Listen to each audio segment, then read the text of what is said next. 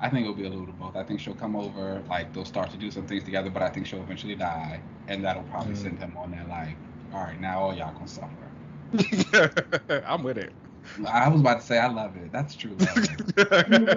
Destroy the world for me, please, please. I know that's I right. always think about. Have you started watching?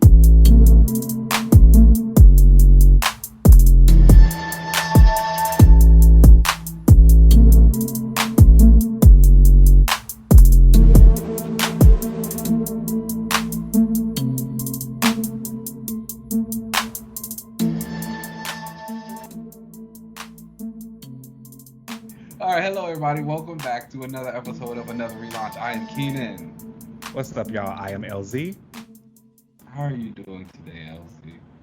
I'm good. It's looking like it's gonna be a beautiful day out today. Okay. I'm feeling good. The week has been all right. Still haven't found Ah, that person that's gonna help me stop working. okay. Because Not that's what yet. I'm looking.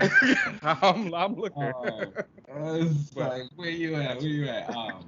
That's fine. I had a nice week. Also, I just worked. Literally, I think my only motivation these days is getting up and going to the gym. It's really, I'm actually waiting for the second shutdown at this point with the new COVID variants and everything popping up. Yo, they just got us on another mask like mandate. Really? Starting tonight. They were like, Yeah. y'all don't know what y'all are doing, so put your masks back I'm on. okay. It's gotten really hot here, and so I'm okay being in the house for a little bit. You know You with that. know, but I have my comics. And speaking of, let's go ahead. We can actually get to the comics of the week now. It's a very special week, though. You actually you didn't have any books this week, did you? I did not. No, I did not. Wow, You know, wow, wow, wow. I looked at my like pull list because most of the things that I've been really enjoying, I subscribe to, so they automatically download. I am a digital reader. Um, I rarely go and get physical books anymore unless it's something um like big. Actually, I need to go get X-Men #1 and get that Polaris variant. I'm gonna go get that. But but like, yeah, I was looking at my pull list and I was like, wow, I've dropped a lot of books. And I feel like a lot of the characters who I enjoy, or just in general, the like Mhm. Marvel universe and the DC universe are like missing. Like not even like I know sometimes I can like smaller, known characters or whatever. So I get Wonder Man isn't gonna be present, but like where's Ant-Man or like Hawkeye or like I don't know, Mhm. Quicksilver. A lot of these Yeah. characters who I may not like that, but you think there'd be a lot more of them around.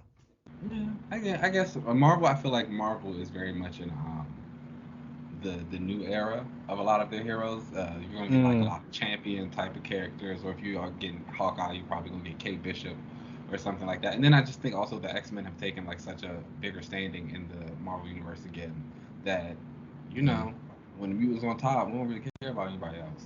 Yeah, So that's fair. But most of them books are um, bad.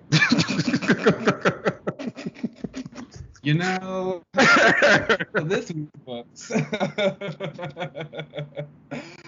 First up on our list is one of the like my favorite titles of all time, and it's Seven Secrets #10, written by Tom Taylor with art from Danielle Dianuclo and colors from Walter by Monte. And so I think I've talked about this book a lot. I've really enjoyed it. Like I think the story is really great. I think this was the first issue that like it really like clicked to the next level for me. I know we've often talked about how Tom Taylor can have a lot of kumbaya moments in his books where it feels like a little, everything's going to work out, everything's going to be good. So throughout this everyone's entire everyone's book, gonna the main hug character, and get nice.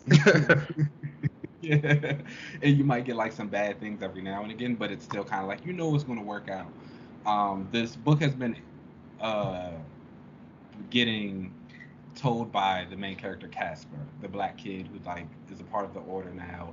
And so in this issue, his mom got dubbed the new like #1 keeper of all the secrets. So we find out that the guy who was his dad is actually still alive. So the mom and him have like a quick moment, and then she like snaps right back into action. She's like, we gotta we don't necessarily want to separate because we are going to be weaker if we're not together. However, we can't all be in one big group like this, so we need to get to going. And one of the guys comes up to her. His name is Kanto. He's like, I need to go back to Switzerland to get one of the secrets that was still left there. That's the one that basically blew up Switzerland and left it all into dust. And he's like, I want to take certain members of the order with me. So he takes this black, because basically he don't trust the black girl. Her name is Laquita, and he's like, Come on, Laquita.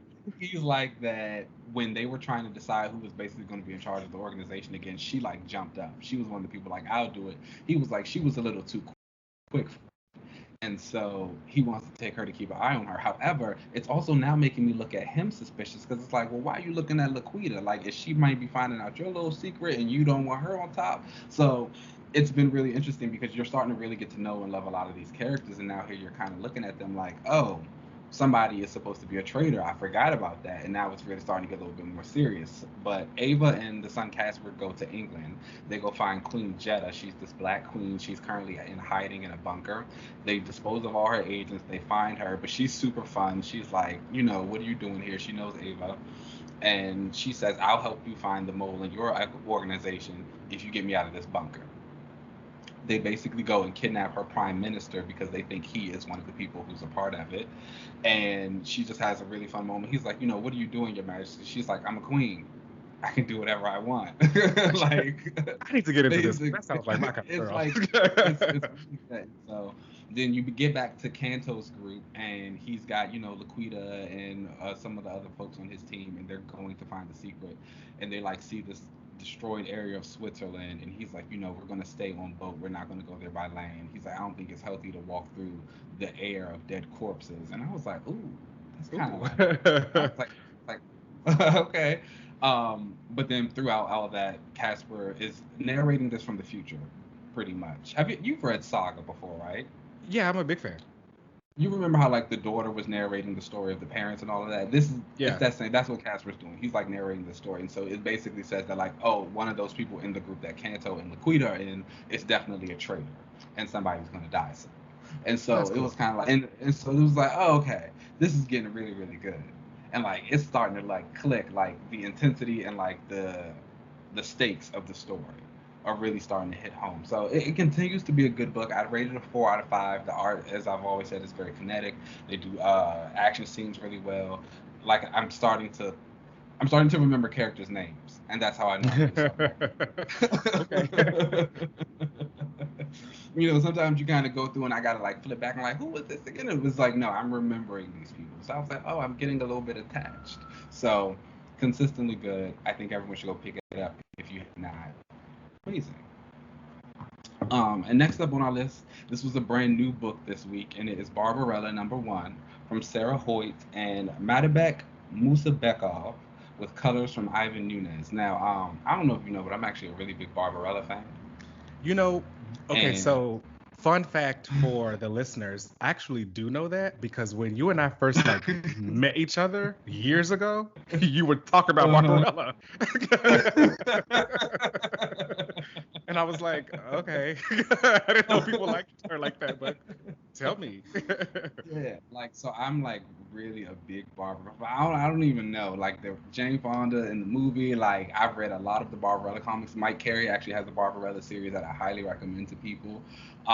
So I didn't even know this was coming out. Like all aspects of it, like every single one, she hits it. That's my girl. So I actually didn't even know this book was. I was like on Comixology, browsing the new titles of the week, and I always do that when I have like a small pull week because I had a slightly small pull week this week. And so I was like, oh, Barbarella #1. I was like, okay, let's get into it. So I picked it up. It's kind of, starting from the beginning of Barbarella's tale. She's going to this one planet. They're in the middle of a war, and they've like called out to her. The character Victory has called out to Barbarella. She's like, you've been known to fight in a lot of wars, and you've been known to like shed as little blood as you possibly could. We really like you to help us get to this place of peace. And so Barbarella kind of joins their mission. So she's going to other places and starting to help them sign the treaties to do, come over and stop fighting. But of course, she's doing it in her Barbarella way. Some people she fights, some people she has sex with. She uses her wiles, but then people start to kind of get onto her. Like she's like, it seems like people know I'm coming now, and they're chasing after me. And so they go to this other planet called Camelot, and on this planet, she's there, and she's saying, nobody's looking at me. This planet is weird. She's like, I've never gone anywhere where neither a man nor a woman has not looked at me in some type of way. She's like, look at me. She's like, and so they gave her this ship, and basically the ship created this holographic man. They're like, it goes off people's their emotions, and it creates an avatar of what they feel as though would be most nurturing to her. So it's like this white man with these angel wings, and he's just very beautiful, matching Barbarella. And he even says it to her when she's on the planet, upset that no one's looking at her. He's like, oh yeah, he's like, because you're just so beautiful, and your body's amazing and sexual and lustful, that like everybody looks at you. But nonetheless, they find out something is going on the planet. There is this mix that's going into the drinks, and it's basically making all the people emotionless, excuse me. And so like, because they have no emotion, they can't be like super attracted to her, and that's a problem. The art is nice. Do you remember Mike Choi? He did Mhm. X. Correct. The art is similar to his, Okay. um, in that type of style. A little less glossy, but in that same vein. The writing on this is fine. I think it's a little bit heavy-handed. There's a lot of things that you kind of can understand and guess what's happening, but the book still tells you what's happening. Like I said, when she was on the planet, and she's like, "Oh, people don't look at me." She's like, "People don't not look at me," and the ship says, "Oh yeah, because you're so beautiful and that's." It's like, yeah, we already know those things about Barbarella. Like, we don't care about that. And they just tend to tell you a lot of things, even when they're kind of getting to the plot of how these people are not having feeling any emotion. Barbarella's like, oh, that's why nobody's looking at me, because again, I am so sexy and beautiful and lustful that everyone should look at me. Like, this is the only way. So it was a little odd there, but I'm willing to stick with it because again, I like Barbarella. I think the whole thing of like who's taking over this planet, why they're doing it, that could be interesting. So I give it a 3 out of 5. Okay. Did it meet your expectations for like, like I said, I met you years ago and you were a pretty big Barbarella fan. So does this number one like Mm, uh-oh. yes and no. I Okay. think Does it have room to grow? I think it, yes, it definitely has room to grow. Lots of room to grow. I think the aspect of like the sci-fi world and what they're doing, the futuristic aspects of it are very nice. I think the essence of what Barbarella is supposed to be here. I just wish it wasn't hitting us over the head so heavily. Mm, yeah. Even like even when it creates the ship, and it's like this beautiful man who we obviously know she's going to sleep with later on, which she does. It's just kind of like, eh, okay, cool. But again, it's Barbarella. I feel as though it could just be a first issue thing. Like, we're just Yeah. gonna Yeah. put it all out on the table for you. Like you said, room to grow. 3 out of 5. Next up on the list, you really need to read this book, but it's Action Comics The Annual, #1, and this is written by Philip Kennedy Johnson with art by Sia Oum and Scott Godlewski. Hi-Fi does the colors, and again, I keep telling you that you should read this book because you should read this book. I It know. is exactly what you want. Like, it has everything that you want in this book. I've Like you are not the only everything. person who has told me that like Action Comics is really good and I would probably really like it. It's just something about Superman and the Kryptonians. Like, I love space, Okay. but out in DC space, like even the Kryptonians in space are still like overpowered. Mm-hmm. Where space for me always feels like the field is leveled out. Mm-hmm. Even out Mm-hmm. there, Mm-hmm. they're Yeah. like infinitely stronger than everybody else. Yeah. So you don't get that from this book, and so this is what I will say about this. So let's talk about the annual really quick. So basically, the annual is taking place in the future. Remember how I've been telling you in the book, Superman found a lost colony of Kryptonians, and Mm-hmm. he's trying to protect them, and one of them is this little black girl. I think that the story who's getting told, or who's getting the story told to, is that black girl, and this is supposed to be her when she was younger, and so her like grandfather is telling her this story that happens in the future, and this story is about the House of L, who showed up in Future State. Now, I Mm-hmm. think one of the things that we talked about in Future State was that it felt like none of the stories really mattered. We was like, these all sound like things that would be good, like happening to the characters right now. And DC has really been really good about actually moving their characters and those stories to that future state space. Now, in the future state book of there, we met all of those characters, and we have a bunch of different ones. Here, we're getting a little bit of a story of before them, of before that story. If that does that make sense? Yeah, yeah. Okay. It's them Okay. leading Just had up to to make the sure. future state. Yeah. Bam, exactly. And so it has the marriage of one of the characters, Alora L, and like this guy Khan. And Oh, so, Laura, I've seen stuff with her before. oh It's, really? I didn't. yeah, I don't or know at who least I've she is. heard that name before in She might relation have. to Tonia's. I feel like the name has popped up a couple of times. I think she just might be like a just another person who has the name.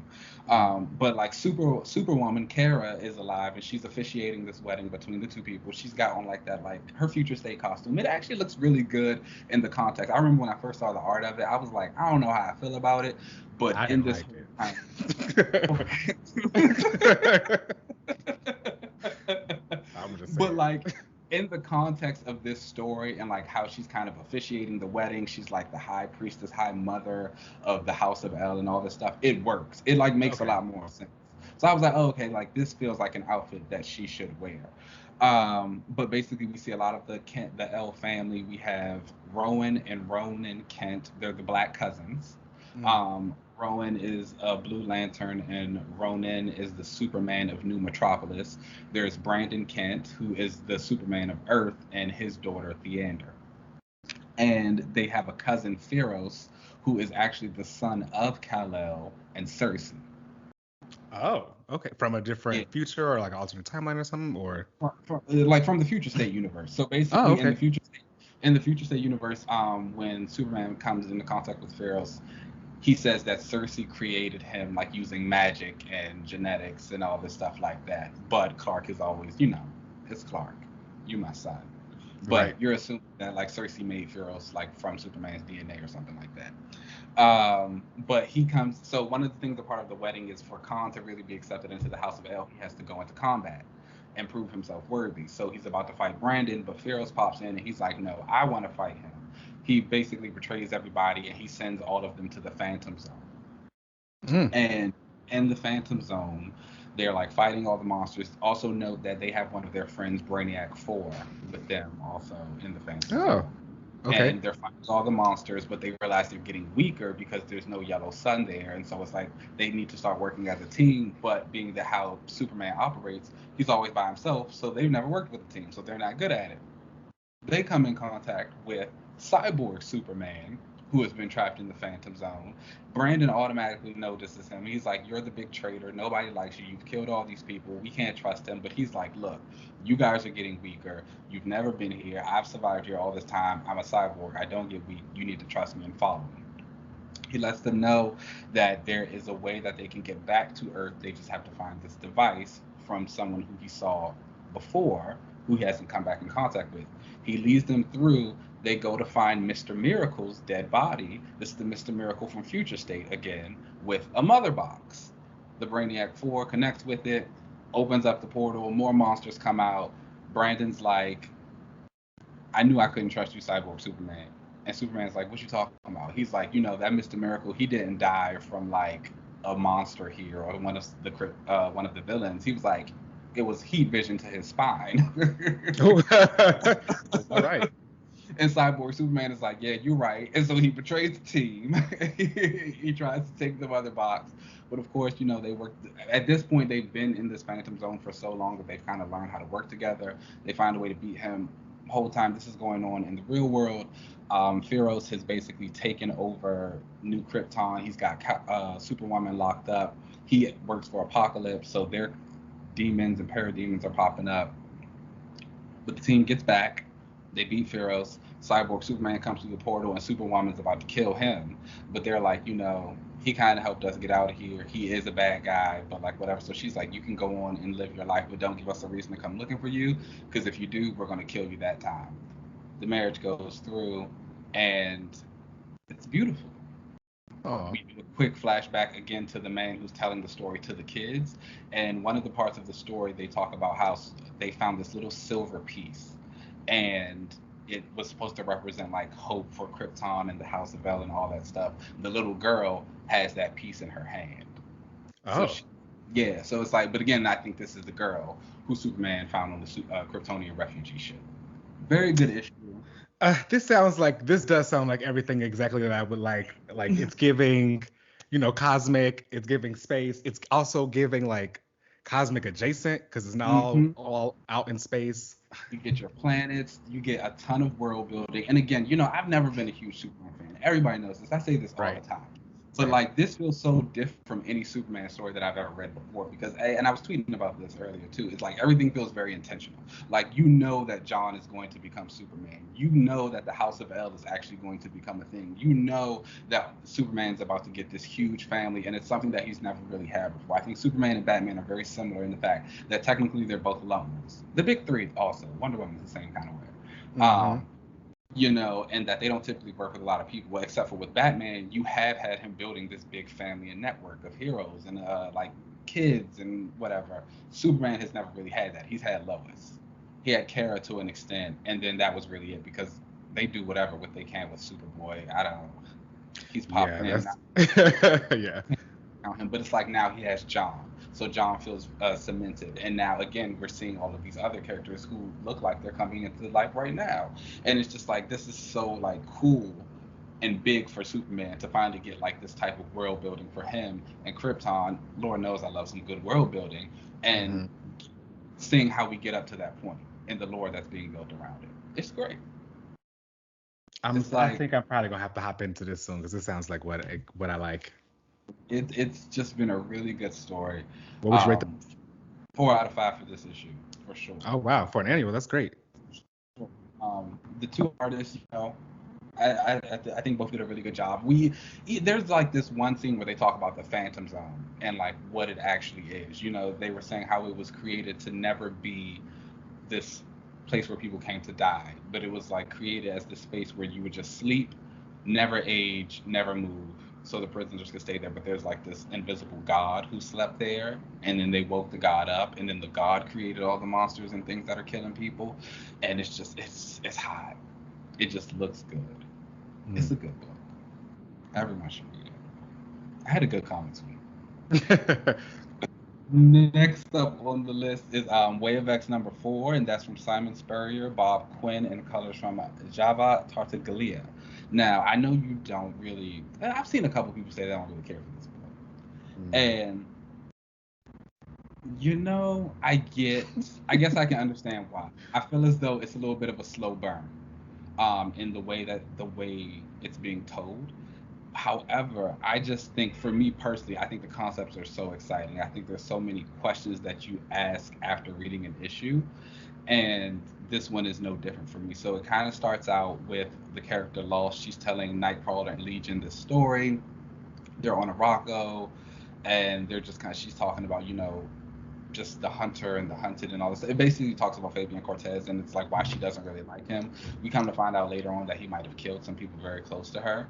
But Mm. Nightcrawler goes to confront him, and he's using his powers on Gorgon. This is the first time we've seen Gorgon, I think, since X of Swords. Mm-hmm. And Resurrection being told he's different. And Cortez is just talking about how he's come back a little bit stranger, but he's enhancing his telepathic abilities. So he's feeling all the hate of like all the humans and people around him. And he's basically telling Nightcrawler like you got two choices. Like you can kill him, before he goes crazy and starts killing humans, and you got to throw him in the pit, or like you can kill me and do all this other stuff. You could commit suicide, and that goes against like the faith that you have and all of those things. Because again, a big part of this book is talking about like life and death, and what does death mean when you can never really die because you can be resurrected, or what is anything worth dying for when you don't really have anything to lose. Basically he does it in Nightcrawler fashion. He makes everybody laugh and changes the tone of everyone. So Gorgon's telepathy starts picking up happiness, and as a result, it makes everybody else happy. And then he like punches Cortez takes him. He's like, I'm gonna have you talk for once. But you get some other interesting aspects from other characters. Dust makes an appearance on this, and she's like going to battle some major sandstorms that have happened on Morocco. She's like, the Omegas messed something up when they terraformed the planet, so like I got to try and stop this. But of course, the Iraqi mutants are all about it. They're like, oh, a sandstorm that's about to cut our flesh. They're like, send it our way. We'll fight it, and it will only make us stronger. Yeah, I love so, it. but Dust, like, I was like, that's dope. But that's just like, it probably looks bad from like a PR perspective for the island that we just created, or the planet that we just terraformed to get destroyed by sandstorm. So she's gonna go do her thing, which really great to see because Dust is the character of all the new X-Men. There are three that I think truly deserve greatness: Pixie, Surge, and Dust. And like, like, Yeah. but like those girls like are everything, and Dust like the thing I also really like about Dust is that like she's kind of a cutthroat character, and that has been Yes. something that's been consistent no matter what her appearance like from like she will kill you. Like without hesitation, she's a down girl, and she's down for like the mutant cause. And I think even when she popped up in Champions, like that was the thing. She was like, no, she's like, I'm not like these other people. I'll flay your flesh from your bones. And it was like, okay, sister, I love it. And then on the other half of the story, you have Legion. He's talking with Xavier in the Green Lagoon, and there are a bunch of other mutants around. Nemesis Dazzler, Jesse Bedlam is in the foreground. He can be seen. Okay. Um, Come on, cameo. Okay, and the Cameo King. This is like his fourth one now. He's All right. everywhere. And so Legion's talking to Xavier just about Onslaught and how he's there and he's making all these people feel hatred and blah blah blah. Basically, he works it so Onslaught makes an appearance, and the Scorn brothers are following Legion around too. And we find out now that it's at Legion's request. He said that if his personality starts to get crazy or he starts to get out of control, he wants them to basically obliviate him. Okay. I mean, they can do it. Yeah, yeah. And so they're like, it was his request. And so once Onslaught kind of does that, they all work together to kill everybody in the bar and obliterate them. But he's like, again, like the resurrection protocol, so you know they're all about to come back. And then from there, they also go on Mars, and Legion talks about how people are scared and sometimes they need a place to go where they can feel safe. And so the Scorn brothers basically do something with him. You remember how Jean and Jamie did the station in Planet Size where she put the idea in his head and then he created it? It seems like Legion did something similar to that with his abilities. And he was like, he's basically creating a temple. And that's where the issue ends. So I really enjoyed this story. Again, I think it has a lot of just complexities to the characters and what they're going through, and it explores them in a really fascinating way, in my opinion, and I'm into it. I'm not sure how long this book is long for the world, because again, I do know a lot of people don't really care for it. It is kind of a slow burn, and I think the art, again, Bob Quinn is a very serviceable artist. I felt not serviceable. that at the beginning, that maybe he wasn't fitting the tone of it, but I do feel like I feel like he has a good essence of it. I honestly think it might be the colors of this book, and I tweeted this earlier also. I said it feels like watching a horror movie in the daytime. Oh, like, yeah. And so it's just like it does not hit as hard as you want it to, and so it's like I wish somebody would come in and make it a little bit darker and moodier in tone. If not, then maybe an artist who pulls that off a little bit better. But I think that's really where, but that's kind of the experts as a whole with the art. But it do need a little bit of an overhaul as far as the artists go. Not that a lot of people are bad. I think it's just like matching artists with the concept they of don't the feel books, like they match the tone exactly. So that's been weird. But again, I really like the story. I'd give it a 3.5 out of 5 for sure. Again, don't know how much longer it's got, but I'm in for the ride. And my final book of the week, my favorite book, Excalibur 22. And this comes to us from the great Teenie Howard, with art from Marcus Tell, and the colors are by Eric Arcienega. What an issue. Now, okay, things looking up for Miss Betsy Braddock? I think it's time to pick this book back up. Okay. We're making some moves. We're making some moves. So the issue basically starts off from the preview. Betsy and Excalibur are in the Blightspoke area with Beast. He's collecting samples to take home to start to study. Again, I'm really interested. This is a plot point that really interested me, just because I want to see if it's going to tie more into Planet Araco. I feel like a lot of the things that mutants are doing right now are for Planet Araco and making sure that that is a success. And so they're talking about, there are minerals in here that we can use to sustain us and like do new things with. They're similar to the ones we have on Earth, but they'll act in completely different ways. Whitechapel, who is like, I don't remember her from X of Swords. She had on like the red suit, the cowboy hat, had the Western look. Yeah, But I do remember. um, And it's not even like, Rihanna was talking about remembering that girl. I actually do remember this. Yeah, she pops up and she's like, you can't steal stuff from Blightspoke. This is like my area. Beast is like, basically, I have this 3D replica. It'll let me take it without actually taking it. And so she's like, okay, cool. Then we find out that Betsy is at the Citadel with Saturnine. Merlin has called the court. He hates the mutants, pretty much. And he's like, they're ruining Otherworld. And Saturnine needs to do something about it. And we see a bunch of different people from the other kingdoms kind of talking about it. There's like the bugs, the hot hive. We see Pestilence and Famine again, as they technically are the rulers of Dryador. So they're there representing that. So did you get like all of the realms represented at this? Well, yeah, all of them were there. That's cool. Jamie was there for Avalon. We had the vampire Sevalith. Merlin is the Fey Kingdom. Roma was there for the Regina, the floating one. So it was really cool to see all of them. And again, I really wanted to get into the kingdoms a lot more. And I think that's kind of like an issue that I've been having with Avalon, where it's like everything feels so old there. Everywhere else feels like magical. And it's like exciting and new. Whereas there, it's just like, oh, this is just really old.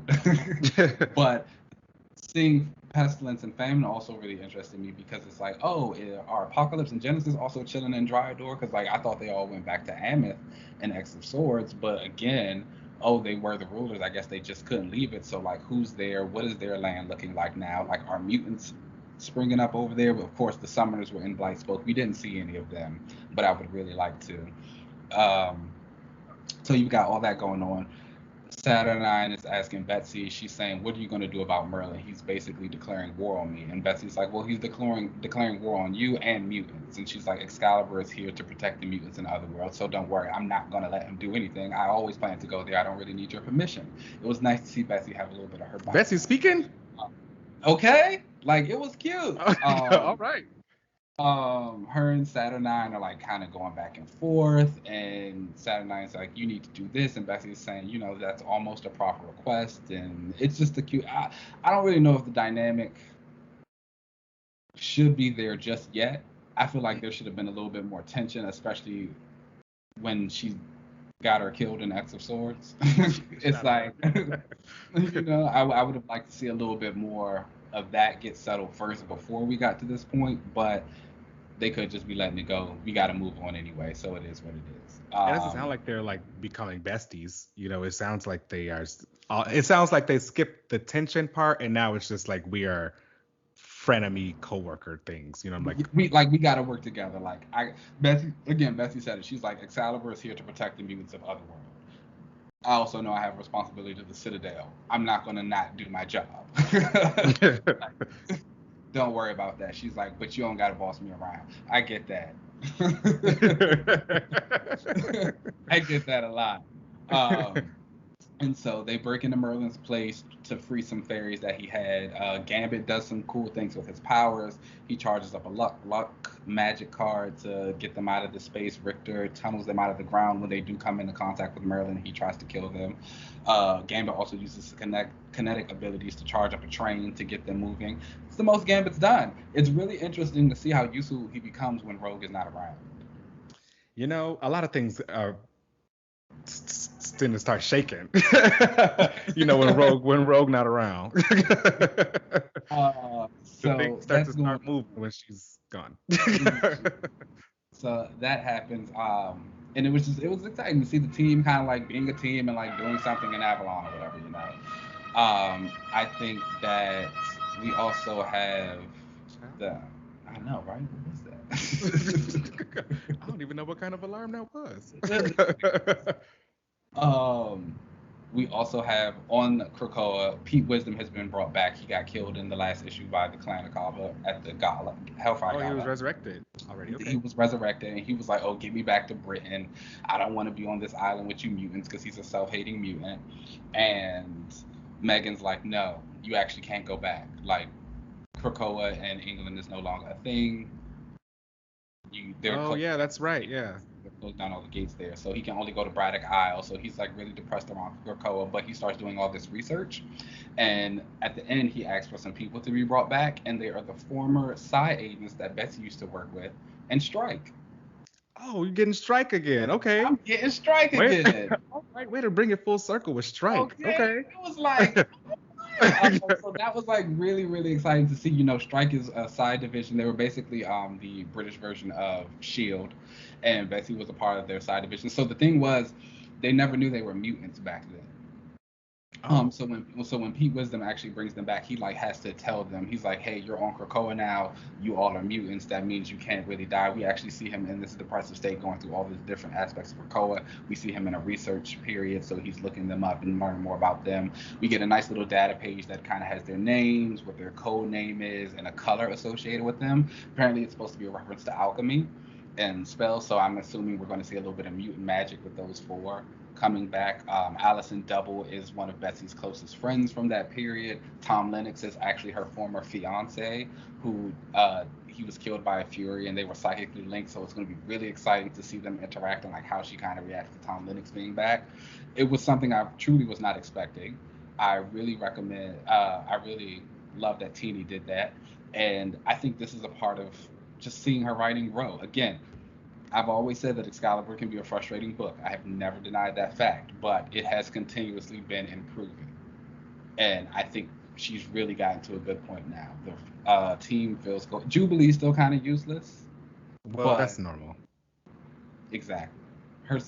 And it's weird though also because obviously we're using her son for the dragon, so he's immune to transportation. So it's Right. like we see him with her in Blightspoke, but then when they're fighting Merlin, Richter even makes a comment. He's like, "Oh, can't you just call Shogo to fly us out of here?" And she's like, "Oh, my baby's not coming anywhere near this place." But it's like, girl, why'd you bring him? Yeah, see, I feel like unlike unlike Rogue at least has like the superhero aspect to her where she can go off and be that or whatever.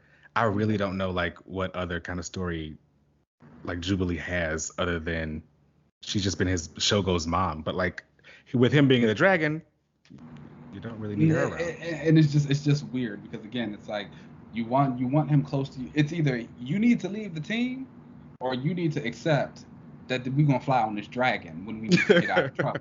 Okay? Exactly, Because exactly. we're not gonna have him around for no reason, especially if you're gonna keep bringing him. Which she can leave the team, honestly. We can bring somebody else in. There are a lot more interesting characters who could probably fit the little tone and mood of mutant magic. And Excalibur's like old, I still don't theme. understand why Pixie isn't on that team. That just makes the most sense to Pixie me. would have been good. And I'm pretty sure we could turn Pixie into a dragon. She's a fairy. Do There you whatever you go. gotta do. But no, I would also the art I felt like was a lot better on this as well. Again, I feel like it fit the tone of the story. It finally feels like they connected. I feel like a lot of times there's been a disconnect between the art and the writing to where there were times where it was trying to tell you more than it was saying, or it was saying more than it was showing you. I feel like this one had a nice balance of doing both, Mm. and it clicked. The strike stuff was interesting. I'm really eager to see where that goes. How Pete continues to use them. Obviously, they're going to be trying to get back at Clan Akaba in the UK. They did kill Pete. They got them banished from England. So I'm hip. I'm into it. It's great. This is a What good would you time. rate it? I rated 3.5 out of 5 Okay. for sure. Seeing the other kingdoms was really interesting. Again, I would like to get into a little bit more. If we're going to stay in Avalon and see it more, I would just want it to be a little bit more exciting. Yeah. But the other kingdoms seem very exciting. So I will say that. Maybe you're gonna get a little bit more of an exploration into all those other kingdoms now that they're like really going into other worlds and doing that. So I hope so. I'm pretty sure we are. I think Doctor Doom is actually going to show up in a future issue. oh, okay. So That makes sense. that Magic. and Betsy really thrives off of those type of characters like Saturnine, Apocalypse, Magneto. Doctor Doom. Like those Oh, are she some of does. her, Yeah, yeah. yeah, like those are Storm. Like those are some of her best interactions. So I'm really excited for that issue. Someone with that kind of presence like that, you know. Yeah, yeah. So those are the comics of the week. Nice roll around. Hopefully you heard something that might you want to pick it on up. Mm-hmm. So let's go ahead and take a break, and then we'll come back for our panel. Let's do it.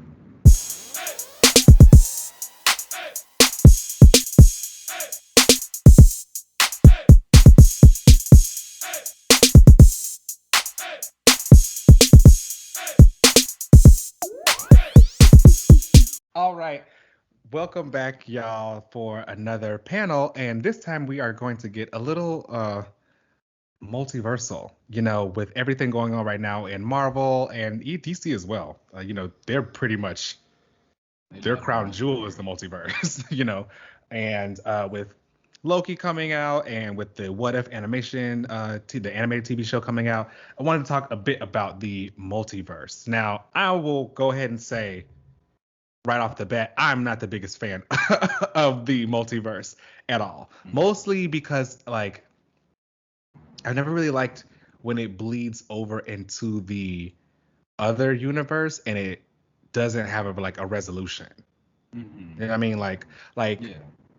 when characters or anything kind of bleeds over into like the whatever the main universe is, but like they are just kind of stuck there. I never feeling like something is redundant or like Okay. what's the Rachel. point there? Is that who you're talking about? I mean, Rachel is an example, yes. Uh, Rachel Summers is definitely an example. Like you can go back to your own time. got it. Yes. Do you have any feelings about the multiverse? Are you a Not. fan? Do you like those types of characters, I have stories? feelings about it. I don't think they're good feelings, but yeah, I don't like the multiverse or time travel at all. There's been a few exceptions. Obviously, like I just really enjoyed Heroes Reborn, which was an universe, and it was kind of multiverses, and I will always admit that they can be fun. Mm-hmm. That because in them you can do a lot of things with characters that you wouldn't normally be able to do in the main universe. And who doesn't love to see maybe like their favorite character as an evil person or like doing something that again you never see them do regularly, or just in a position like when you see Storm and she's like the Thor of her universe. It's just like, oh, okay, this is different. Yeah. Um, but I think a lot of times the stories can feel a bit inconsequential, and at that point it's just like, oh, what was the point of this when I could have just stayed on like the main storyline? I I don't mind when it's a future. I don't mind when it's a future plot line, and the future plot line is obviously supposed to be leaving Easter eggs for like what the book is going to do. Okay, so you do like Uh, going to the future, at least yeah, if we have time stories. I can go a little bit into the future as long as we're like sure that some of these things are going to happen. Like, don't just take me to the future and then 2 issues later say like, oh yeah, none of that's going to actually happen here. It doesn't. Again, it doesn't matter. You could have kept me on the main story. The And I X feel books like have that bad. I feel like they go to the future and see all different kinds of kids and all different types of different stories. yeah. And you think that Um, like some of it may end up becoming true, but like hmm And it's kind of again, I think even them, they're an example of sometimes which no, I think that the Age of Apocalypse is a really great story. It's a big alternate reality storyline. Some things did carry over, but again, even with that, it was like Bishop going to this place to get back to the main timeline. And it was just that opportunity to show something fun or do something different with characters you've never seen. But it also did bring a bunch of new characters in. That's how we got Blink. And yeah. and Jesse Bedlam actually also came from that Really? universe. So I yeah, that didn't know was that. his first canon appearance was actually in the Factor X issue with Cyclops and Havoc and them in the book, and then he came to the main 616 after that. Did they So like pull him over? no, he was just a new character with the same name. Like he was that character, but like the origin and everything was obviously different. Gotcha. Do you Um, like when they do that whenever they bring a character who was introduced in another universe, but then just say that they've always were in the other one? that I also think can be a little bit tricky because I feel like the character that you came to love isn't the same character that you're reading about now. Mm-hmm. Uh, And then I think sometimes you can go into it and you say, well, even if the characters do act the same, it's like they didn't really go through the same thing, so why would they have the same personality? So, like with Jesse Bedlam, like the Jesse Bedlam that you saw in the Age of Apocalypse is not the one that you saw that appeared in X Force at What all. was the main difference? Just in, I would guess you could say the confidence levels. The one in Age of Apocalypse, he was very sure of himself. Him and his brother had a much closer relationship. Um, they like wrestled a lot. They fought a lot. They like specifically went and fought Cannonball and his sister for. They were like a little bit more leader-esque. And the one in the 616 was obviously not that. He was a little bit more anxiety ridden. He had like some mental health issues. Him and his brother weren't close at all. Um, so, but Hmm. I like both of them. They both kind of hit the. um, so again, it can just be touch and go. But I think of a character like I'm trying to think of who else has been brought over. Well, I one guess of you. one of my favorites is like Miles Morales. He was kind of brought over Mhm. to the main universe. Except his was more of a that character brought into the main universe versus them just saying the Miles Morales of our universe also exists. So just go with that. Yeah, and then didn't they introduce a Miles Morales of the 616? Yes. And he was Yes. like an adult criminal or something like that. I think he's the villain right now. I dropped Yeah. off that book because it got a little too hello fellow kids with Uh, the the yeah. art is fantastic and I do like Miles, but like Hmm. I felt like it was a little too young for me. But I think he Hmm. does currently have like a his own kind of, I Yeah. don't want to say a clone, but like his own multiverse villain. Yeah. And so and that something like that, it just kind of gets a little like, okay, whatever. Hmm. Um, so it goes back and forth. But yeah, for the most part, if it tends to deal with the multiverse, I stay a little bit away. Um, I'm all about the now. Me too. I just prefer it to have some kind of impact. Although there was a time where I was consistently reading a multiverse book, and that was Earth 2 um in a DC. So like I was Oh, that was fine. I was interested in that. Like I think Tom Taylor was writing yeah. that at the time. Yeah. I think he wrote a little bit of it. I want to say Robinson wrote a little bit of it, and so I guess that's also the thing too. If it's a multiverse, it has to feel like its own place. I don't Yeah. want to just read about the same characters in a different setting. Like if you're going to, I don't like. I already got Wolverine in one book. I don't need multiverse Wolverine in my other one.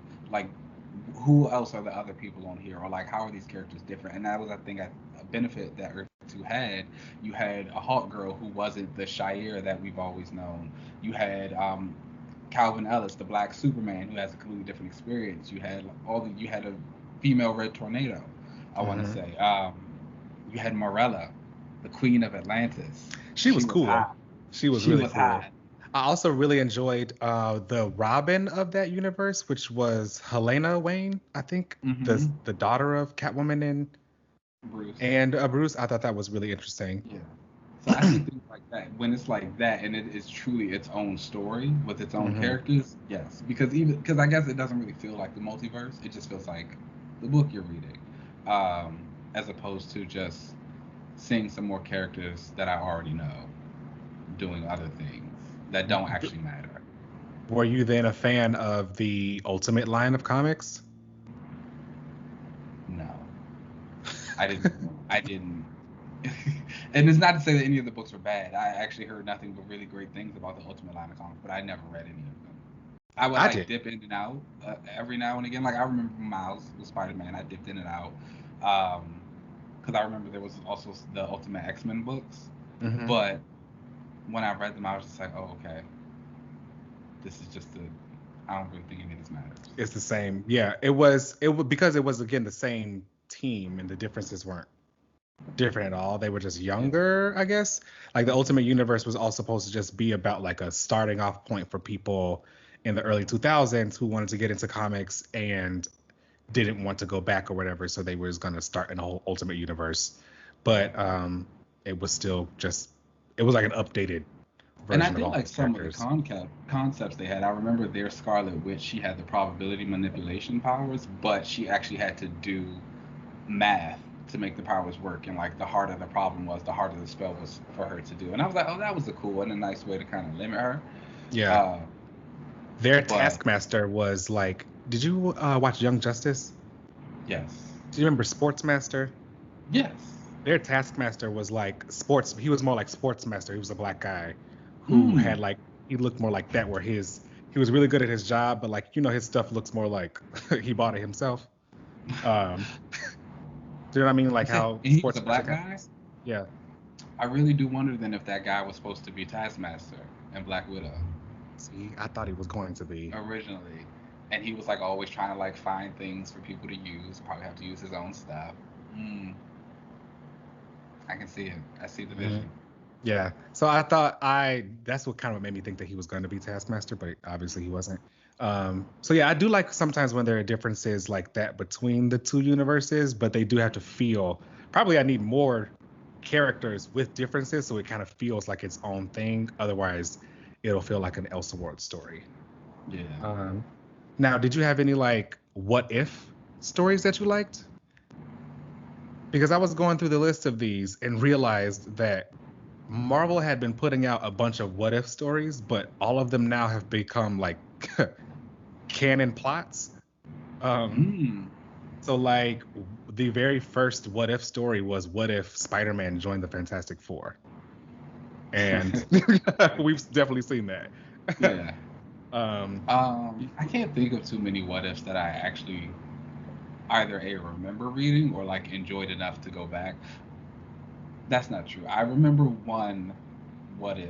It was after one of those Phoenix miniseries, Mm. and in it, I only remember this because there's one specific panel. I guess Emma had the power of the Phoenix. She was going crazy. Jean had come back and she was in her diamond form, and they were trying to stop her. And so she like transformed really fast back to human, and Kitty pulled her heart out. That And was a like moment. that was the only panel like I vividly remember that panel in my head. And like as Emma falling, Kitty's like, I always wondered if you had one of these. And I was just like, damn. Uh, but I don't remember anything else about that story though, so I can't actually say that I liked Yeah, it. I mean that moment was like, oh wow, who Yeah. knew Kitty could get Uh, down like that? yeah, and I was like, and I remember that was one day I looked at Kitty, but again, I think about it like, oh, the real Kitty would never do something like that. Like No. that's why this is a what if story. Um, so, but yeah, yeah, no, I also tend to stay away from a lot of the what ifs. Yeah, they can be fun sometimes if they can give you a glimpse of something different, but like I said, I feel like a lot of them have kind of like ended up becoming true. Like there was a what if Bruce Banner had the stayed like with the brain of the Hulk, which we Mm. clearly have seen that a bunch of times. I remember there was a what if Vulcan had become the Phoenix or something like that, that I had read before, and that I one was remember, kind of interesting. I remember the what if about if that team had survived. Oh, that first team? Yeah, that first team, and I only remember that one because there was like I think there was a Captain Betsy in there. It was like a blonde chick Oh. that had on like the UK suit, and the X Men Hmm. had on like weird like light blue costumes. They weren't bad. I think that's what I do enjoy about a what if, the costumes. Yeah. People tend to get some really good costumes in what ifs. I I feel never, like they let them kind of like just go for whatever. yeah, and it's just like this is hot, this is hot. Yeah, Yeah, it was what if the X-Men, I'm sorry, what if Vulcan absorbed the MCon crystal and became the Phoenix? yeah, like that doesn't sound exciting It was wild. to me. It was a wild time. I remember reading it and thinking like, what is even all of this?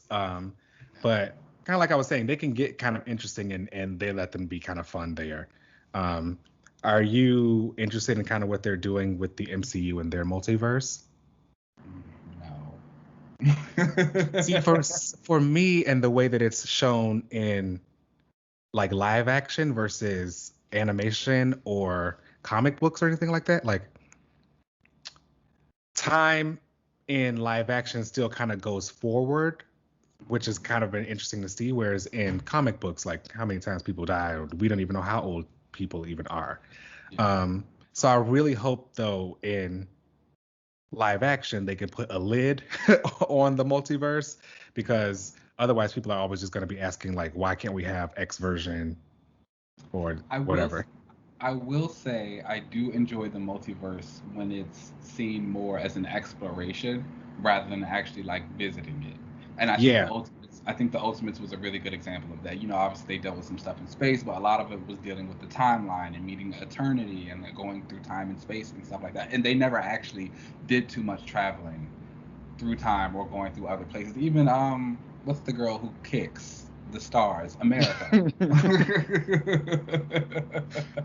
You know, even America and her kind of dimension porting back and forth. Like it was used as exploration. We need to grab something and then like get back to our main timeline. We're not sticking around to meet all the alternate versions of ourselves and all this kind of stuff. So I enjoyed in that way, and I do think the MCU is going to do that in an interesting way. yeah. Do you think that they will follow the trope that they've used in comic books in live action by showing the distinguished competition a version of them, No, or do you think that just would be getting too because messy? I mean, I don't think it's messy. I think it would be funny, but I I only mean, they say do it all the no. time in the comics, right? Like anytime they go to the multiverse somewhere, you see the But Justice D, League. but my thing is like I feel like DC does it in regards to Marvel a lot more. Do they? Yeah, maybe. Have you I seen feel like some characters over there in their multiverse? there there's a what is it? I think in Infinite Frontier, one of the universes they just went to, it clearly has the X-Men. Do they It's all look like? It's like it's this is it's definitely Jean. it's literally like Jean and Scott. They got on the visor. She's like doing some energy. He's shooting something. It's very much. There's the Avengers too. Oh, okay. Uh, yeah, but I don't know. They might. It could be Hmm. fun. People like to It could be laugh. fun. It could be fun. I'd be interested in it. If they did it, I would hope that like fans found it fun and didn't, go crazy over Go it. well. Right. Yeah. Do Do you you like when like multiverse characters stay, or do you prefer them to go back to their own multiverse? Because I feel That's like awesome. a character like a bishop to me would be more interesting, if I was exploring him, exploring other timelines, or like whatever his original mission was, Yeah. exploring that versus him just being stuck in the 616. Yeah, and I remember that was something that Charles Soule actually tried to do him during that Astonishing run. They kind of set it up that he was tracking apocalyptic events in the timeline to try and stop them. Very TVA. And so, damn, that would be good for him right now. That could be Right? like I might write that down. That's a relaunch right there. Uh, the Exiles, yeah. With Bishop leading him? Yeah. This is I'm hot. seeing the vision. But no, you know, again, that was kind of something they had him do. So yeah, it's interesting. And Bishop, I think, is one of the exceptions to the rule for me. Obviously, I really love Bishop, and but I think he's the character where Ain't he a originally it cop? was supposed. Anyways, so it was he was originally from like the future, and he was trying to prevent his future, and now obviously that's branched off into an alternate timeline, so he's kind of stuck here. We've never really seen if there's a version of him in this universe, and it's like it's cool, but I guess then I would like to see it explored as more as him, you know, being the anomaly in this Yeah. space and time, and how he reacts to that. And again, I don't think they don't go deep enough with Bishop to do all of that anyway. He's tried to kill that little girl, and now it's been like quiet. And which like she And alive now, so let's move she on. alive and we on paradise. Who cares? Let's let it go. Let's move on. Uh, so yeah, there's that. But for the most part, no. Like Rachel is a character. She could leave. Um, who else exists? That's alternate reality. But I then, mean, Hyperion and all those kind of characters, whenever they uh, stay. yeah, even them. Like I thought I was becoming a Squadron Supreme fan, but like I've had a little bit of time to digest it, and I'm Mm. not. And that's not to say that Heroes Reborn was not a fantastic summer event because it truly was. But I don't care about Squad Supreme. Like they were fun in the context of that event. I do not want to actually read about them by themselves. Yeah. What about, there's characters like Dark Beast, or any of those Age of Apocalypse characters who may have still like. So the things, so again, I like the Age of Apocalypse, so I can't really See. So I'm kind of okay with that. But the Age of Apocalypse, I feel like that was a really good example of it was different, but it also mattered because a lot of those characters came over and they've been making. But like Dark Beast has been terrorizing people forever. Beast is Dark Beast now, so you don't really need Dark Beast. Yeah. And but I wouldn't want the Bedlam from Age of Apocalypse to come over. No, because I got the regular one. Mm-hmm. But Dark Beast, that's hot. I mean, but kind of like you said, we basically have that now. Yeah, and that's the thing. Now that we have him, it's like he's kind of redundant. So what do we need him for anymore? Mm-hmm. So I guess no, he doesn't need to stay. I guess none of these alternate reality or these otherverse characters need to stay. Yeah, Except I've for always Miles. Miles can stay because, well, technically now he is from like 616 proper. In his universe, Venom killed his mom. Like he was off on a mission and Venom killed his mom. But we saw in Secret Wars, which I thought was a very cool moment, that when the universe is being rebuilt by Molecule Man, because Miles had gave him that burger, he said, "I'll always remember that kindness you served me. I'll never forget that." And when everybody woke up and the universe was back together, his gift to him was his mom. So I find it interesting that they were kind of able to like work him really into this. I mean, kind of when you think about it, that was probably like the main point of Secret Wars, was basically just to bring Miles over. Yeah. Yeah. Huh. Well, it worked. I'm cool with it. That's fine. Right. But like characters like Cable, No, he can go. I feel like they can get a little, those time displaced multiversal Madeline characters. Pryor can go. Chief. Yep. Rachel can go. A lot of that Summers Gray clan can go. Nate Gray can go. Agreed. There's a lot of them on the X-Men. Well, X-Men deals a lot with time travel. I feel like that's because very rarely do they ever like bring in Avengers or any of the street level character, like their villains or something to work with. So they just deal with time and just fight themselves.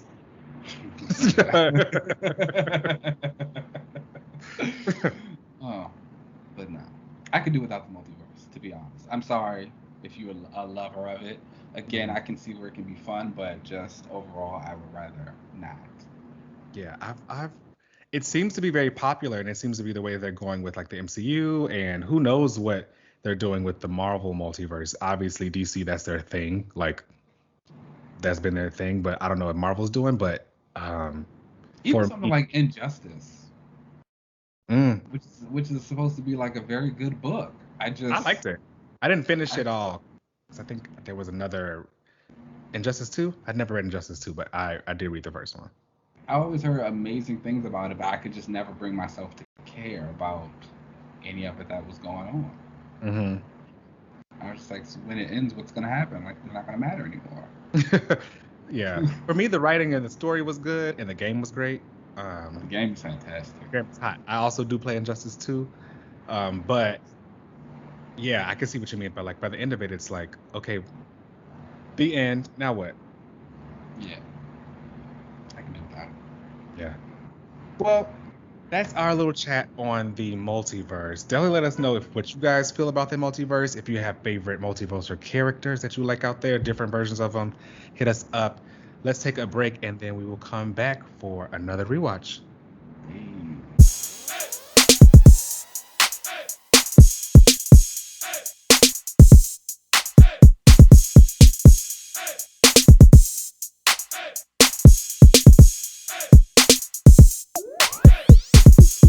All right, guys, we are back for another rewatch of our Loki finale. We got some big surprises. We got a lot of things explained in here. We saw some things. So let's start out. Overall, how did you feel about the show, Loki? It was boring. I'm gonna just go ahead and come out and say it. I'm sorry. Okay. It was rather boring. I thought that the last two episodes were interesting. The third one I thought was also kind of interesting.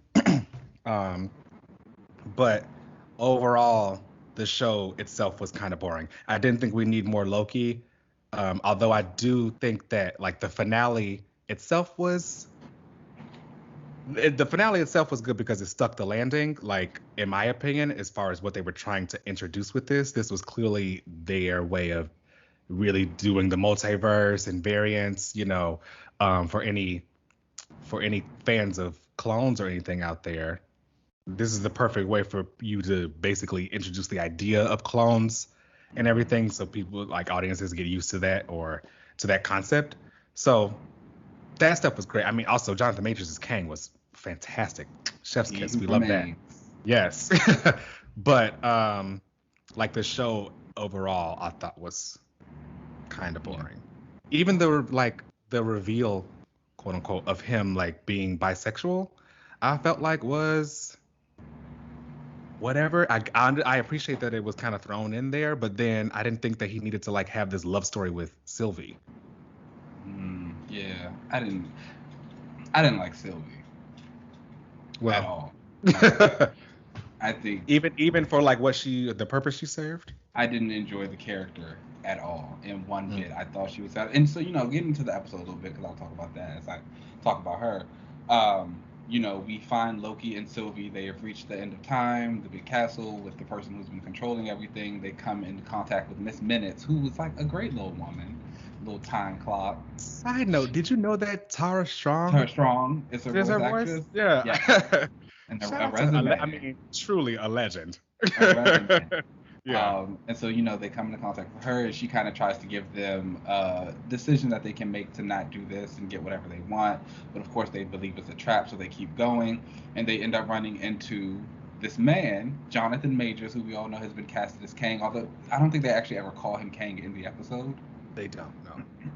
He goes by he says, I've been called many things, ruler, conqueror, a jerk, he who remains. So he kind of goes, and I will say that I agree that the show has been boring, and that I feel as though a lot of things lacked in terms of the emotion and the connection of the characters. And I will say that Jonathan Majors in his 47 minutes on this show was more charismatic, captivating, and exciting than anything I have seen in the entirety of the 6 episodes here. Yes. Extremely talented. The performance he puts on and how he explains things and how he does it and how he just kind of what he does with Kang. You can easily see why he was cast in this role. And I couldn't imagine seeing all the tapes and seeing anybody else's after his. Yeah. Yeah. I'd be like, oh, that's crazy. So shout out to him. And it's also been just really awesome to see his rise as an actor from The Last Black Man in San Francisco, a movie if you've never seen, please go and see it. It's amazing, to where he is now. And he sold it. I loved the wardrobe of Kang. I loved how he explained the variants and how time worked and how we got to the space. I loved the effects that came with the powers that he was using. He was making like little versions of himself. I love how he explained that he was dodging their attacks when they tried to kill him. It was just like all really great. The whole Council of Kangs things was cool to see. That's very like comic accurate. We've seen some stuff like that before. I also appreciate that they said that he was from the 30th century and how he discovered like time travel and all that kind of stuff. Because when you really stop and think about it, Kang is really just a man. Okay. Which was interesting to hear them say in this episode when they finally met him, and they were like, "You're just a man," and like Kang doesn't have any powers. He's truly just a man. Like truly, the weakest link. A man. Okay. And so I thought that was really great. But again, it kind of brought up like some of my frustrations with like Sylvie and them, Loki and this, because they just give you nothing. Like here's Jonathan Majors giving you like this super great performance, just like bringing you in, and they're just sitting there looking at him, stuff. And it's like even when they kind of try and interact with each other and have their moments, when Loki is trying to convince her not to kill him, I just don't buy it. It just doesn't work for me. It feels very stilted. It feels very wooden. Honestly, I don't think I enjoy this character arc of Loki trying to kind of make him into this somewhat of a good guy. I'm sorry, I like my villains villainous, and I get they've already kind of done it with like the other Loki, and this is supposed to be a different one, so he doesn't have to go on the same path. But I don't know, I'm just not into it. I feel I like think I said this before that like him going on a different path doesn't sit right with me because he was supposed to have just tried to conquer New York. yeah, so like this real, it's a real sudden heel turn. It's just like okay, this is strange, and I just don't buy it. But yeah, I was not into that at all. I will say I was very into the relationship of Ravonna and Mobius, though. I really do Mm. actually wish the show would have focused a lot more on them, and just their dynamic and the TVA in general. I think I always said I really enjoyed the TVA. I always said, Yeah, you know, you're like a cop. so I was like, okay, we could see more of them, and even the way they kind of ended things with Mobius. Confronting her and just the Yeah. conversation she had, and she was like, we're never the people in charge. Like that guy is, and it's like that's who I need to go see. And so again, it's going to be really exciting to see how that continues on with as you mentioned, Ravonna and Kang were in a relationship together, so it's like going to see Yeah, them it's like together. he is willing to shut it all down for Yeah. her. So that'll be really interesting to see. I wondered, where do you think she's going? Obviously, she's going to go look for him, but do you think that like she's going directly to him? Do you think that he gave her files? Because it seemed as though Ms. Minutes came and was like, here, I'm downloading this stuff to your TemPad right now. And she Yeah. looked at it and was like, this isn't what I asked for. And Ms. Minutes said, well, this is what he thinks you need. And she was Yeah. like, who is he? And that was No, it. I definitely think he gave it to her, and she's going straight to him, or like a variant of him, obviously now. Uh, but I think he knows that she's that girl, and he Hmm. wants her on his team. Do you So think that like she is going to be like the thing that like is his crutch like she is in the comics, or do you think she's just going to go over and join him and they just kind of I think it'll be a little conquer bit of time both. together? I think it'll be a little bit of both. I think she'll come over, like they'll start to do some things together, but I think she'll eventually die, and that'll probably Mm. send him on that like, all right, now all y'all gonna suffer. I'm with it. I was about to say I love it. That's true love. Destroy the world for me, please, please. I know that's I right. always think about. Have you started watching Castlevania yet? I did. I'm only like a few episodes in though. But I always think about like how after they killed Dracula's wife, and he was Mm. like, "All right, Oh I'm gonna yeah. give y'all." He was like, "All right, okay, I'm gonna give y'all a year to like get it together and leave this place." And what they do on the year, they like had a Nothing. party celebrating killing her. And so Dracula came down and was like, "Y'all thought I was playing," and like now the world will end. And it's just like yes, and it's just like for no other reason.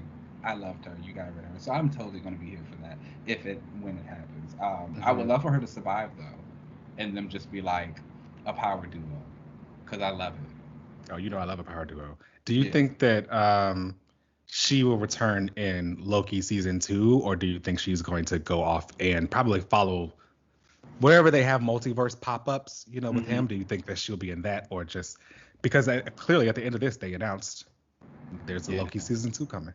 I forgot there was a Loki season 2 coming. I still don't understand it, but I guess the show was popular. Um, I I also do think think that the actor, I can't think of his name. Tom. Uh, yeah, Tom Hiddleston. He is very popular. True, that's a word. I do think that she'll be in Loki season 2, but I also think that she might still pop up in some other places as well. Mm. I wonder. No. I was about to say, I'm trying to think of anywhere in like the Disney Plus shows that they might show up, but Oh, that's all mainly like street level stuff right now. yeah. My world. That's all you. Yeah.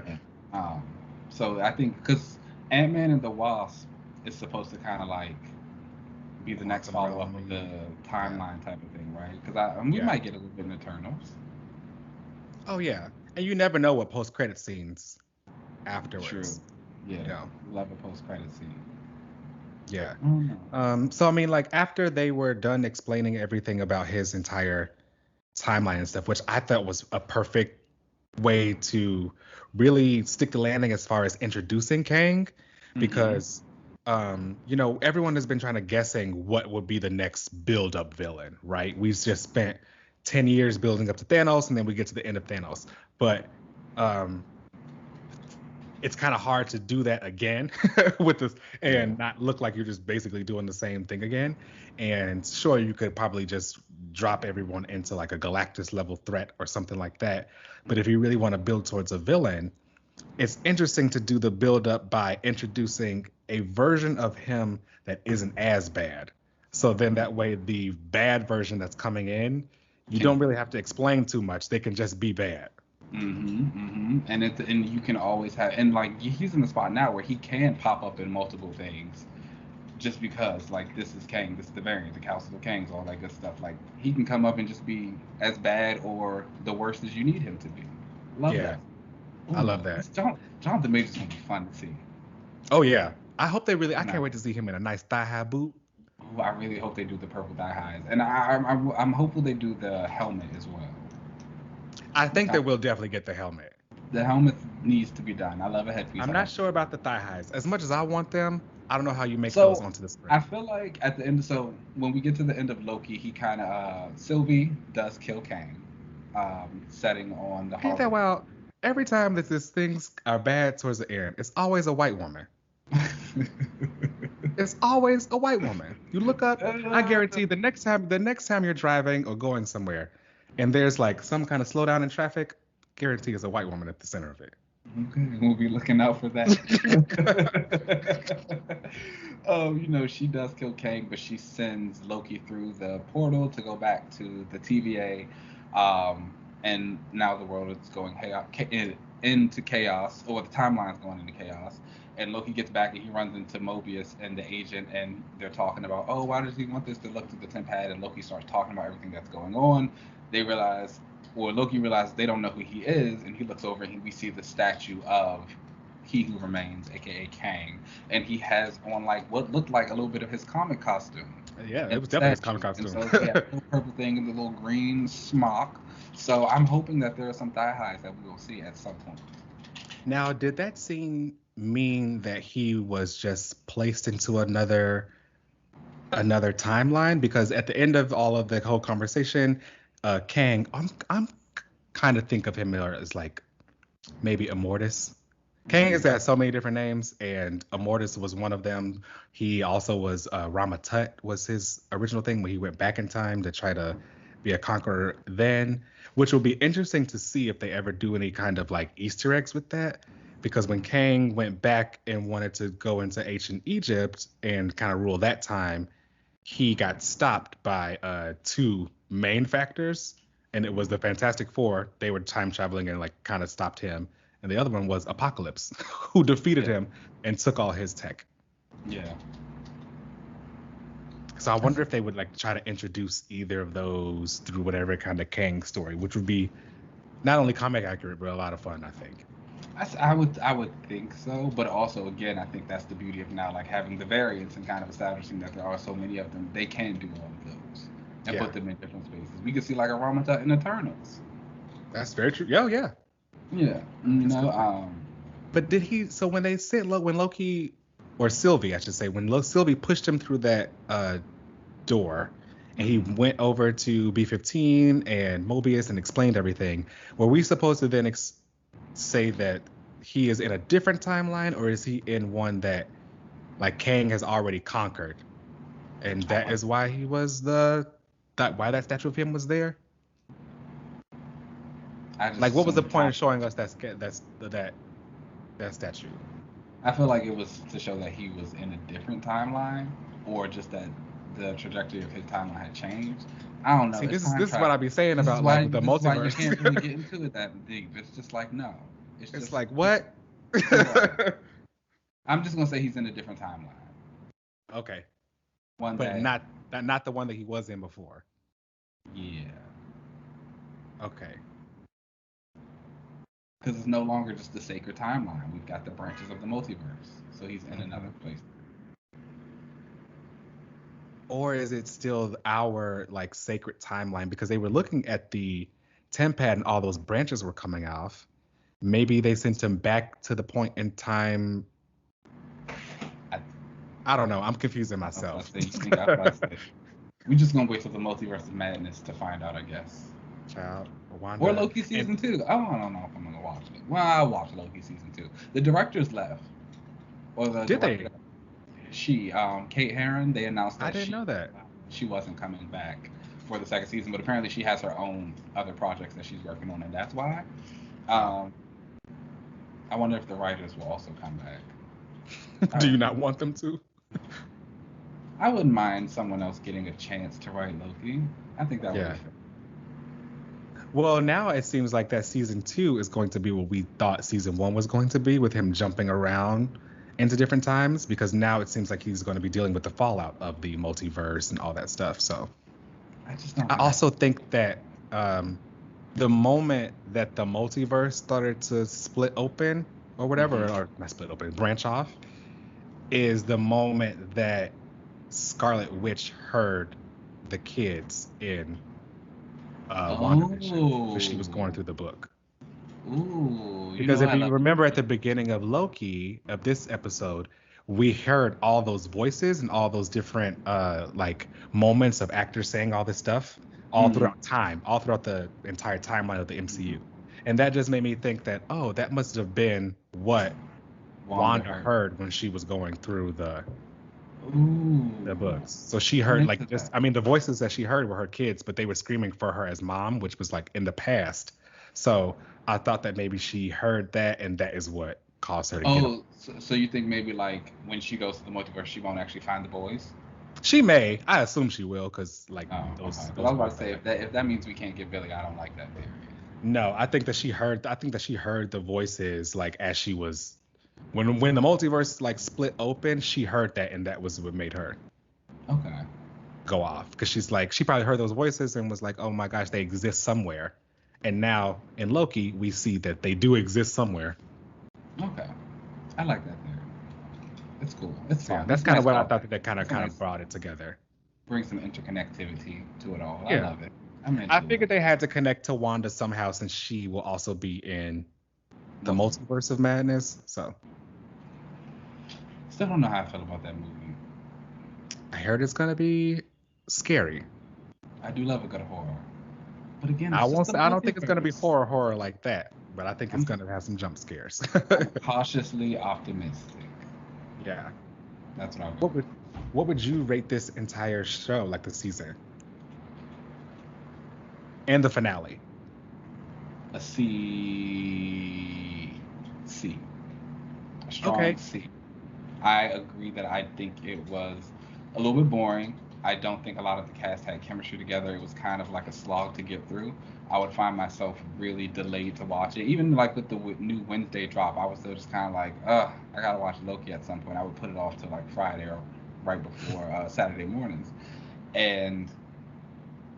But again, I will say that I think a lot of it was beautifully shot. There were a lot of nice colors. Some of the effects were really great. It did have some nice action scenes. Again, I think the 47 minutes that Jonathan Majors had on screen was divine. Can't wait for more of him. But overall, I would rate it a lot. It's probably been my least favorite. It has been my least favorite Disney Plus series so far. And in terms of like a greater MCU, I would put it more towards the lower half. Yeah, I agree with that. I probably would give it a solid C. C minus, somewhere in there. And the finale, though, I do think I will give it the credit that it deserves, and I do think that it kind of it stuck the finale. Because I do recall most people thinking that at the end of the timeline it was going to be another Loki. Probably because so many people had been burnt from the Mephisto thing that no one wanted to guess that it was going to be Kang at the end of it or something, because that would be what you expected. But I think that they really stuck the landing of Kang, and the introduction of him was great. So I thought the finale as an episode, while the fight scene in it was a little unnecessary. Like, I don't know why Loki and Sylvie were fighting that, other than the fact that y'all needed a fight scene. But other than that, like, it wrapped up everything really well. It set you up for some stuff in the future. The finale I would give like an 8.5. I thought it was really good, mostly off the strength of Jonathan Majors and him explaining his Kang and everything. But the show, C minus. Yeah, completely agree. Yeah. Shout out Jonathan Majors. Yeah. We'll be seeing some more of him. That'll be interesting to see what he does going forward. I hope that Kang is someone that they never like beat. They just have to like stop. So I wonder how long he's going to be in these movies, or if they're going to kind of like kill him off. You know how they do with villains. That is true. That's a word. But I think he'll be around for a while. I hope so. I like to look at him. All right, y'all. Well, that brings us to the end of the show. Oh, and next week we will be starting a reread, and we are going to be doing Avengers No Surrender. Yeah, so, Pepe Larraz. The Pepe Larraz art. I know we've been talking about that one for a while. So if we wanted to get back into like some fun summer stuff with with some superheroes, so that should be a lot of fun. So definitely check this out next week. But that brings us to the end of the show. You can find us on Twitter at Another Relaunch. You can find us on YouTube if you want to watch the show at Another Relaunch TV. You can send us questions, comments, any of your own concerns to anotherrelaunch@gmail.com. You can find me on most social media platforms. I'm on Kenny LZ. Keenan, where can they find you? You can find me at Keenan Lance. You know there's an underscore at the end. Yes. All right, y'all. Let's get up out of here, and we will catch y'all next week. Peace out.